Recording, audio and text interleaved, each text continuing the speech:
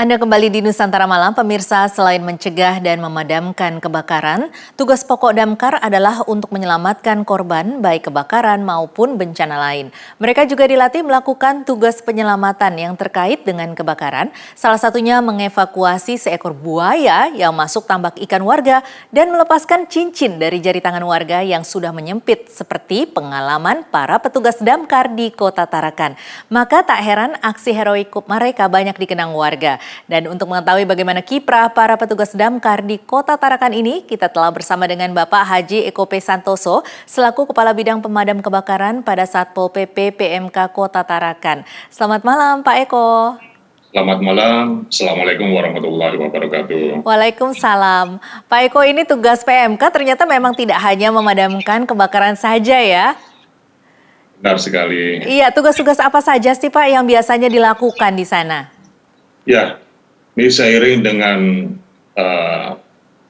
perjalanan waktu dan juga tuntutan daripada kebutuhan pelayanan kepada masyarakat, pemadam kebakaran saat ini tugasnya semakin luas. Jadi tidak hanya terkait dengan bagaimana upaya pencegahan dan penanggulangan kebakaran, tapi ada tugas baru yang juga tidak kalah pentingnya, yaitu terkait dengan fungsi penyelamatan atau rescue.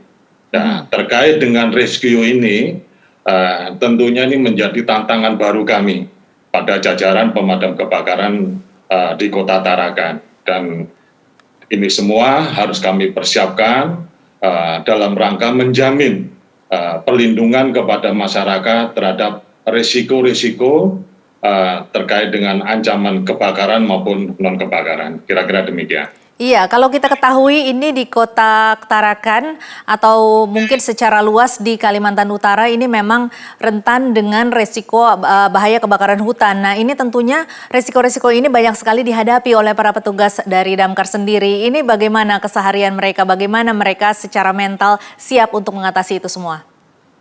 Ya, ini memang harus kita persiapkan, dan persiapan ini tentunya tidaklah mudah.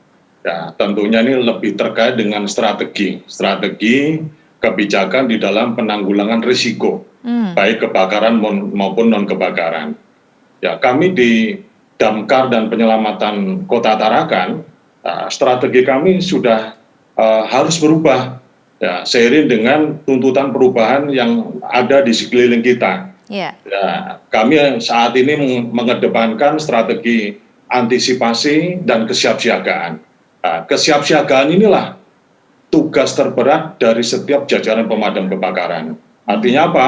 Kita harus senantiasa siap siaga sewaktu-waktu tugas memanggil kita, termasuk dalam rangka penanggulangan kebakaran, baik kebakaran bangunan maupun kebakaran hutan dan lahan, termasuk tugas-tugas dalam rangka evakuasi dan penyelamatan yang terkait dengan hal-hal yang mengancam keselamatan jiwa manusia. Inilah yang barangkali harus menjadi mindset kita dan perilaku kita sebagai jajaran pemadam kebakaran dan penyelamatan. Ya, boleh dong Pak Eko berbagi sedikit bagaimana kisah suka duka yang terunik mungkin dialami oleh Pak Eko sendiri mungkin, atau mungkin ada juga timnya yang mengalami itu? Ya, kami barangkali untuk jajaran pemadam kebakaran dan penyelamatan di Kota Tarakan, ya, tentunya di dalam pelaksana tugas senantiasa kami harus melandasi dengan spirit ini adalah pengabdian yang terbaik, sehingga pengabdian ini harus kita landaskan dengan nilai-nilai profesionalisme kita dan nilai-nilai untuk bisa melayani pada masyarakat. Tentunya di dalam pelaksana tugas ini tidaklah mudah, ya. Tidaklah mudah ini karena apa? Banyak masyarakat kita yang kadang juga belum mengerti dan memahami fungsi dan peran daripada pemadam kebakaran. Sebagai contoh ya, saat terjadi kebakaran, ini bukan malah masyarakat ini membantu aksesibilitas unit kendaraan kami dan petugas kami untuk bisa lebih cepat. Malah berkerumun, menonton begitu ya? Iya, justru malah kadang mereka menonton dan kadang menghalangi. Ini yang barangkali menjadi tantangan. Tapi sekali lagi, biarlah semua ini berjalan seiring perjalanan waktu nanti, upaya-upaya edukasi dan literasi kepada masyarakat juga terus kami bangun. Ini Pengalaman- dalam rangka apa? Mengurangi risiko terjadinya dampak daripada kebakaran itu sendiri.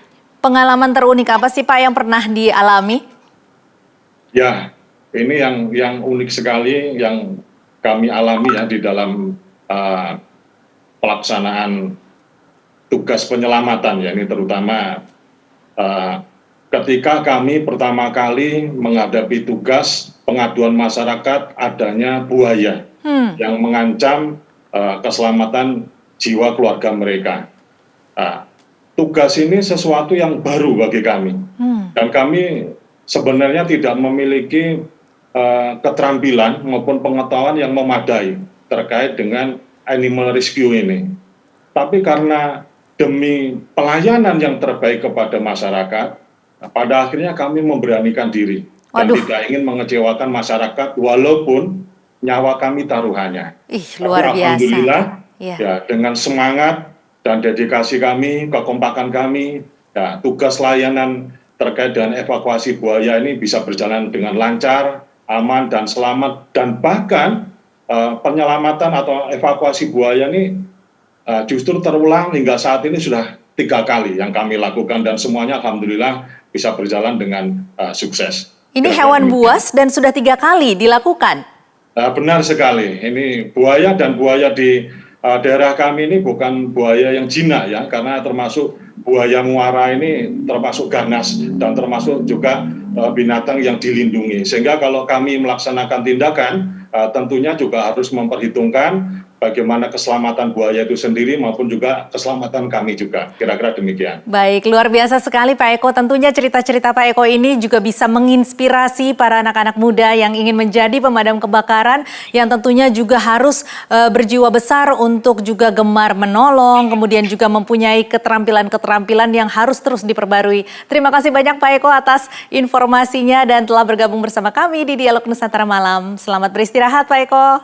Terima kasih kembali.